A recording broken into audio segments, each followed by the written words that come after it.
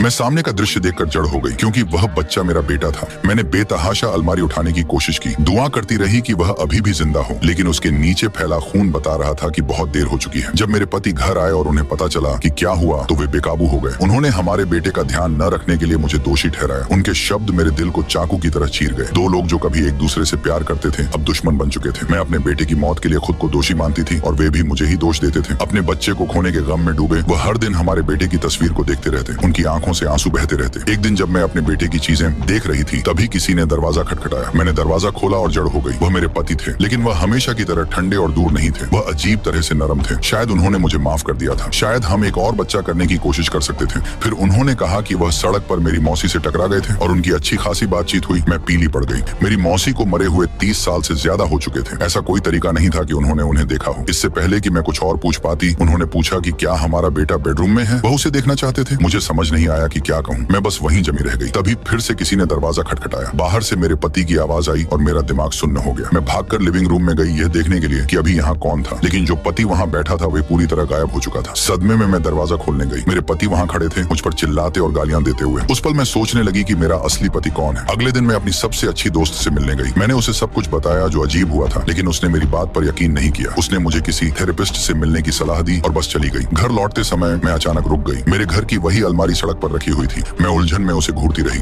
वह हिलने लगी और फिर गिर पड़ी। मेरी दहशत के बीच उसके पीछे दो काली परछाइयां दिखाई दी, लेकिन एक पल में ही वे गायब हो गईं। डरी हुई मैं सीधे घर भागी, लेकिन उस रात कुछ और भी अजीब हुआ। मुझे सोते समय एक डरावना सपना आया। जब मैं जागी तो मुझे एहसास हुआ कि वह सपना नहीं था। एक भयावह दृश्य मेरी आंखों के सामने घटित हो रहा था।